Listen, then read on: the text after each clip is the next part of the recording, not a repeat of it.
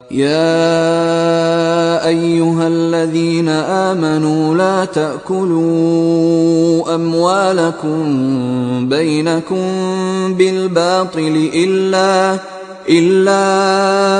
أن تكون تجارة عن تراض منكم ولا تقتلوا أنفسكم ان اللہ کان بکم رحیما۔ مومنو، ایک دوسرے کا مال ناحق نہ کھاؤ۔ ہاں، اگر آپس کی رضامندی سے تجارت کا لین دین ہو اور اس سے مالی فائدہ حاصل ہو جائے تو وہ جائز ہے، اور اپنے آپ کو ہلاک نہ کرو، کچھ شک نہیں کہ خدا تم پر مہربان ہے۔ ومن يفعل ذلك عدوانا وظلما فسوف نصليه نارا وكان ذلك على الله يسيرا۔ اور جو تعدی اور ظلم سے ایسا کرے گا ہم اس کو عنقریب جہنم میں داخل کریں گے، اور یہ خدا کو آسان ہے۔ ان تجتنبوا كبائر ما تنهون عنه نكفر عنكم سيئاتكم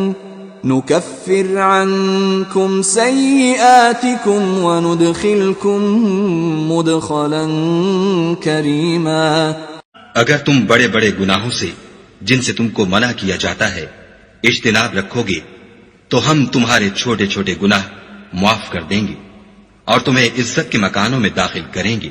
ولا تتمنوا ما فضل الله به بعضكم على بعض للرجال نصيب مما اكتسبوا وللنساء نصيب مما اكتسبن واسألوا الله من فضله ان اللہ کان بکل شیء علیما۔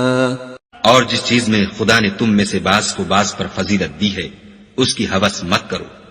مردوں کو ان کاموں کا ثواب ہے جو انہوں نے کیے، اور عورتوں کو ان کاموں کا ثواب ہے جو انہوں نے کیے، اور خدا سے اس کا فضل و کرم مانگتے رہو، کچھ شک نہیں کہ خدا ہر چیز سے واقف ہے۔ وَلِكُلٍّ جَعَلْنَا مَوَالِيَ مِمَّا تَرَكَ الْوَالِدَانِ وَالْأَقْرَبُونَ وَالَّذِينَ عَقَدَتْ أَيْمَانُكُمْ فَآتُوهُمْ نَصِيبَهُمْ إِنَّ اللَّهَ كَانَ عَلَى كُلِّ شَيْءٍ شَهِيدًا۔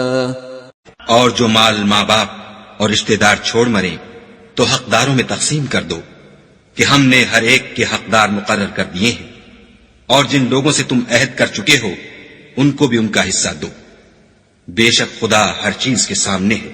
الرجال قوامون على النساء بما فضل الله بعضهم على بعض وبما أنفقوا من أموالهم فالصالحات قانتات حافظات للغيب بما حفظ الله واللاتي تخافون نشوزهن فعظوهن واهجروهن في المضاجع واضربوهن فإن أطعنكم فلا تبغوا عليهن سبيلا ان اللہ کان علیا کبیرا۔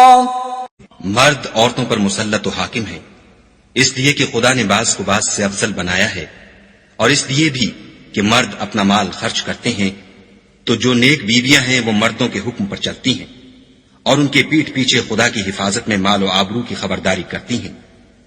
اور جن عورتوں کی نسبت تمہیں معلوم ہو کہ سرکشی اور بدخوئی کرنے لگی ہیں تو پہلے ان کو زبانی سمجھاؤ، اگر نہ سمجھیں تو پھر ان کے ساتھ سونا ترک کر دو، اگر اس پر بھی باز نہ آئے تو زد و کوب کرو، اور اگر فرما بردار ہو جائیں تو پھر ان کو ایذا دینے کا کوئی بہانہ مت ڈھونڈو، بے شک خدا سب سے اعلیٰ اور جلیل القدر ہے۔